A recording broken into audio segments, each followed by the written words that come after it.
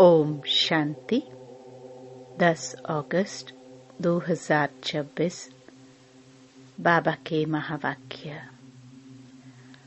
मीठे बच्चे, जैसे बाप अपकारियों पर भी उपकार करते हैं, ऐसे तुम भी फॉलो फादर करो। सुखदायी बनो, इस देह को भूलते जाओ। प्रश्न: देही अभिमानी रहने वाले बच्चों की मुख्य निशानियां क्या होंगी? उत्तर: पहला, उनका आपस में बहुत बहुत रूहानी प्रेम होगा। दूसरा, वे कभी एक दो की खामियों का, कमियों का वर्णन नहीं करेंगे। तीसरा, वे बहुत बहुत सुखदायी होंगे। चौथा, उनकी खुशी कभी गायब नहीं होगी, सदा अपार खुशी में रहेंगे। पांचवा, कभी मतभेद में नहीं आएंगे। छठा, हम आत्मा भाई भाई है, इस स्मृति से गुणग्राही होंगे। उन्हें सबके गुण ही दिखाई देंगे। वे खुद भी गुणवान होंगे और दूसरों को भी गुणवान बनाएंगे। सातवां, उन्हें एक बाप के सिवाय और कोई याद नहीं आएगा। ओम शांति। ऊंच ते ऊंच बेहद के बाप के सम्मुख तुम सब बच्चे बैठे हो। तुम कितना भाग्यशाली हो जो ऐसा बाप मिला है। तुम ज्ञान सागर बाप के पास आए हो, ज्ञान रत्नों से झोली भरने, कमाई करने। बाप तुम मीठे मीठे बच्चों को कितना ऊंच ले जाते हैं। बाप तो सिर्फ तुम बच्चों को ही देखते हैं, उनको तो किसी को याद नहीं करना है। इनकी आत्मा को तो बाप को याद करना है। बाप कहते हैं, हम दोनों तुम बच्चों को ही देखते हैं। मुझ आत्मा को तो साक्षी हो नहीं देखना है, परंतु बाप के संग में मैं भी ऐसे देखता हूँ। बाप के साथ रहता तो हूँ ना, उनका बच्चा हूँ तो साथ में देखता हूँ। मैं विश्व का मालिक बन घूमता हूँ, जैसे कि मैं ही यह करता हूँ। मैं दृष्टि देता हूँ। देह सहित सब कुछ भूलना होता है। बाकी बाप और बच्चा जैसे एक हो जाते हैं। तो बाप समझाते हैं, मीठे बच्चे खूब पुरुषार्थ करो। जैसे बाप अपकारियों पर भी उपकार करते हैं, ऐसे तुम भी फॉलो फादर करो। सुखदायी बनो। आपस में कभी लड़ो झगड़ो नहीं। अपने को आत्मा समझ इस देह को भूलते जाओ। सिवाय एक बाप के और कोई याद न आए। यह भी जैसे जीते जी मौत की अवस्था है। इस दुनिया से जैसे मर गए। कहते भी हैं, आप मुए मर गई दुनिया। यहाँ तुमको जीते जी मरना है। शरीर का भान उड़ाते रहो। एकांत में बैठ अभ्यास करते रहो। सवेरे एकांत में बैठ अपने साथ बातें करो। बहुत उकीर उमंग से बाप को याद करो। बाबा, बस अभी हम आपकी गोद में आया कि आया। बस एक की याद में ही शरीर का अंत हो। इसको कहा जाता है एकांत। बाप को याद करते करते ये शरीर रूपी चमड़ी छूट जाएगी। तुम जानते हो यह पुरानी दुनिया, पुरानी देह खलास हो जानी है। बाकी पुरुषार्थ के लिए थोड़ा सा संगम का समय है। बच्चे पूछते हैं, बाबा यह पढ़ाई कब तक चलेगी? बाबा कहते, जब तक दैवी राजधानी स्थापन हो जाए तब तक सुनाते रहेंगे, फिर ट्रांसफर होंगे नई दुनिया में। यह पुराना शरीर है, कुछ न कुछ कर्म भोग भी चलता रहता है।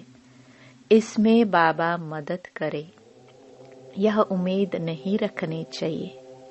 देवाला निकला, बीमार हुआ, बाप कहेंगे यह तुम्हारा हिसाब किताब है। हाँ, फिर भी योग से आयु बढ़ेगी। अपनी मेहनत करो, कृपा मांगो नहीं। बाप को जितना याद करेंगे इसमें ही कल्याण है। जितना हो सके योग बल से काम लो। भक्ति मार्ग में गाते हैं, मुझे पलकों में छिपा लो। प्रिय चीज को नूरे रतन प्राण प्यारे कहते हैं। यह बाप तो बहुत प्रिय है, परंतु है गुप्त। इनके लिए लव ऐसा होना चाहिए जो बात मत पूछो। बच्चों को तो बाप अपनी पलकों में छिपाते ही हैं। पलके कोई यह आंखें नहीं, यह तो बुद्धि की बात है। मोस्ट बिलवड निराकार बाप हमें पढ़ा रहे हैं। वह ज्ञान का सागर, सुख का सागर, प्यार का सागर है। ऐसे मोस्ट बिलवड बाप के साथ कितना प्यार होना चाहिए। बच्चों की कितनी निष्काम सेवा करते हैं। तुम बच्चों को हीरे जैसा बनाते हैं। कितना मीठा बाबा है। कितना निरहंकारी बन तुम बच्चों की सेवा करते हैं। तो तुम बच्चों को भी इतने प्यार से सेवा करनी चाहिए। श्रीमत पर चलना चाहिए। कहाँ अपनी मत दिखाई तो तकदीर को लकीर लग जाएगी। तुम बच्चों का आपस में बहुत बहुत रूहानी प्रेम होना चाहिए, परंतु देह अभिमान में आने के कारण वह प्यार एक दो में नहीं रहता है। एक दो की खमियां ही निकालते रहते हैं। फलाना ऐसा है, वह यह करता है। तुम जब देही अभिमानी थे तो किसकी खामियां नहीं निकालते थे। आपस में बहुत प्यार था। अब फिर वही अवस्था धारण करनी है। पहले तुम कितने मीठे थे, फिर ऐसा मीठा सदा सुखदाई बनो। देह अभिमान में आने से दुखदाई बने तो तुम्हारी रूहानी खुशी गायब हो गई, लाइफ भी छोटी हो गई। अब फिर बाप आया है तुम्हें सतो प्रधान बनाकर सदा सुखदाई बनाने। तुम जितना बाप को याद करते रहेंगे उतना खामियां निकलती जाएंगी, मतभेद निकलता जाएगा। यह पक्का याद रहे, हम भाई भाई है। आत्मा भाई भाई को देखने से सदैव गुण ही दिखाई पड़ेंगे। सबको गुणवान बनाने की कोशिश करो। अवगुणों को छोड़ गुणों को धारण करो। कभी किसी की ग्लानि नहीं करो। कोई कोई में ऐसी खमियां हैं जो खुद भी समझ नहीं सकते हैं। वह तो अपने को बहुत अच्छा समझते हैं, परंतु खामी होने के कारण कहाँ न कहाँ उल्टा बोल निकल पड़ता है। सतो प्रधान अवस्था में यह बातें नहीं होती। अपने आप को देखो, हम कितने मीठे बने हैं। हमारा बाप के साथ कितना लव है। बाप से लव ऐसा हो जो एकदम चटका रहे। बाबा, आप हमको कितना ऊंच समझदार बनाते हो, स्वर्ग का मालिक बनाते हो। ऐसे अंदर में बाप की महिमा पर गदगद होना चाहिए, रूहानी खुशी में रहना चाहिए। गाते भी हैं, खुशी जैसी खुराक नहीं। बाप से मिलने की भी कितनी खुशी रहनी चाहिए। संगम पर ही तुम बच्चों को 21 जन्मों के लिए सदा खुशी में रहने की खुराक मिल जाती है। फिर कोई को किसी बात की चिंता नहीं रहती है। अभी कितनी चिंताएं हैं, इसलिए उसका असर शरीर पर भी आता है। तुमको तो कोई बात की चिंता नहीं। यह खुशी की खुराक तुम एक दो को खिलाते रहो। एक दो की यह जबरदस्त खातरी करनी है। ऐसी खातरी मनुष्य की कर नहीं सकते। तुम बाप की श्रीमत पर यह खातरी करते हो। खुश खैराफत भी यह है, किसको बाप का परिचय देना। यह ज्ञान और योग की फर्स्ट क्लास वंडरफुल खुराक है। यह खुराक एक ही रूहानी सर्जन द्वारा मिलती है। मन मना भव, मध्याजी भव, बस 2 वर्जन्स की यह खुराक है।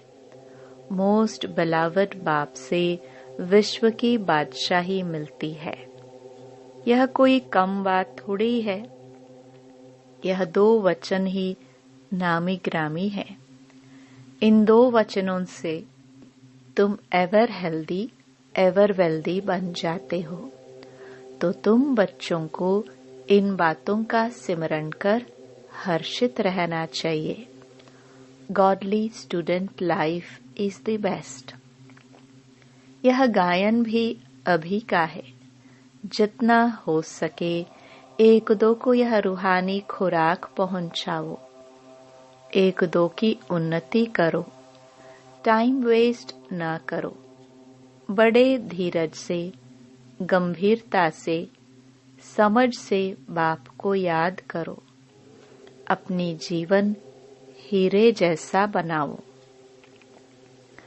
मीठे बच्चे, बाप की जो श्रीमत मिलती है उसमें गफलत नहीं करनी चाहिए। बाप का संदेश सभी को पहुंचाना है। बाप का मैसेज सभी को मिलना तो है ना। मैसेज बहुत सहज है। सिर्फ बोलो, अपने को आत्मा समझ बाप को याद करो और कर्मेंद्रियों से मनसा वाचा कर्मणा कोई भी बुरा कर्म नहीं करो। एक दिन तुम्हारे इस साइलेंस बल का आवाज निकलेगा। दिन प्रतिदिन तुम्हारी उन्नति होती जाएगी। तुम्हारा नाम बाला होता जाएगा। सब समझेंगे यह अच्छी संस्था है, अच्छा काम कर रहे हैं। रास्ता भी बहुत सहज बताते हैं। यह ब्राह्मणों का झाड़ बहुत बढ़ता जाएगा। प्रजा बनती रहेगी। सेंटर्स बहुत वृद्धि को पाएंगे। तुम्हारी प्रदर्शनी भी गांव-गांव में होंगी। तुम बच्चों को बड़ी भारी सर्विस करनी है। तुम्हारे नए नए सेंटर्स खुलते जाएंगे, जिसमें अनेक मनुष्य आकर अपनी जीवन हीरे जैसी बनाते रहेंगे। तुम्हें बहुत प्यार से एक एक कोई संभाल करनी है। कहाँ किसी बेचारे के पैर खिसक न जाए। जितने जास्ती सेंटर्स होंगे उतना जास्ती आकर जियदान पाएंगे। जब आप बच्चों का प्रभाव निकलेगा तो बहुत बुलाएंगे कि यहाँ आकर हमको मनुष्य से देवता बनाने का राजयोग सिखाओ। आगे चलकर बहुत धूमधाम होगी कि वही भगवान आकर आबू में पधारे हैं।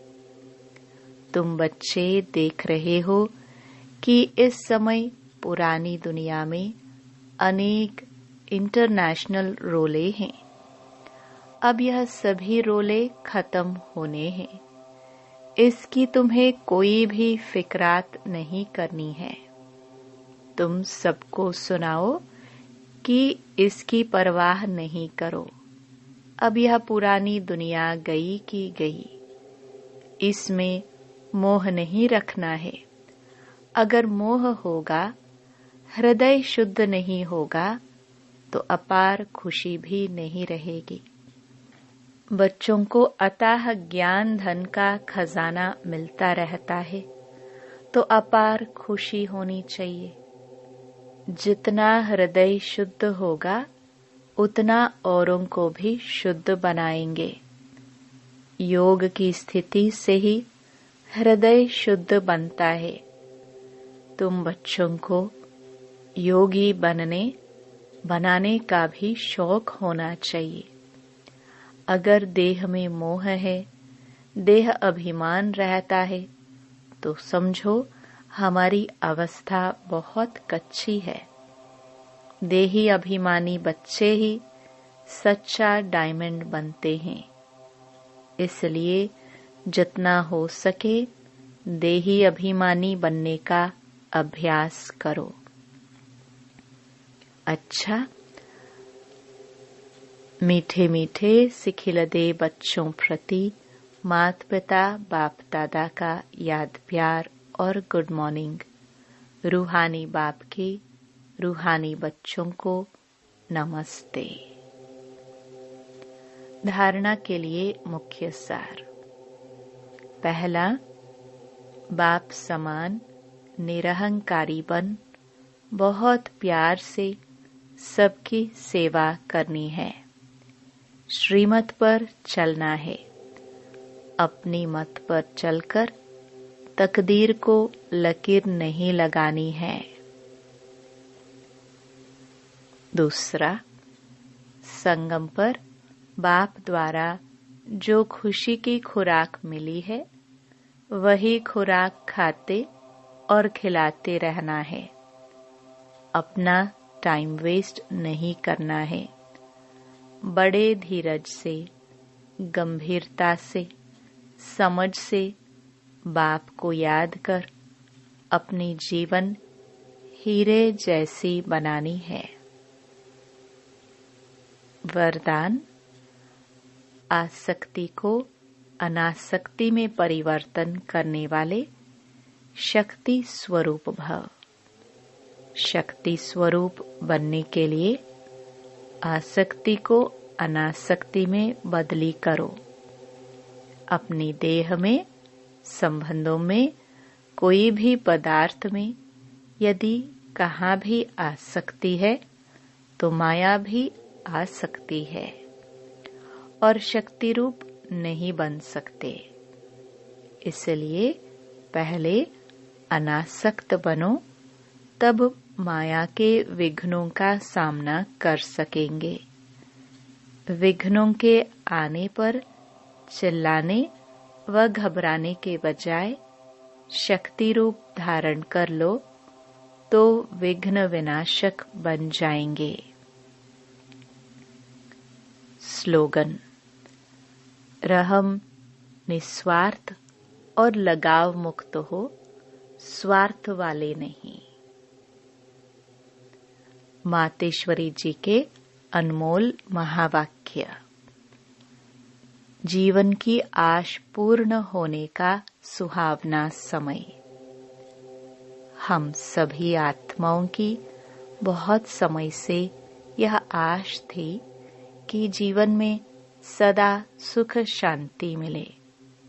अब बहुत जन्म की आशा कब तो पूर्ण होगी। अब यह है हमारा अंतिम जन्म।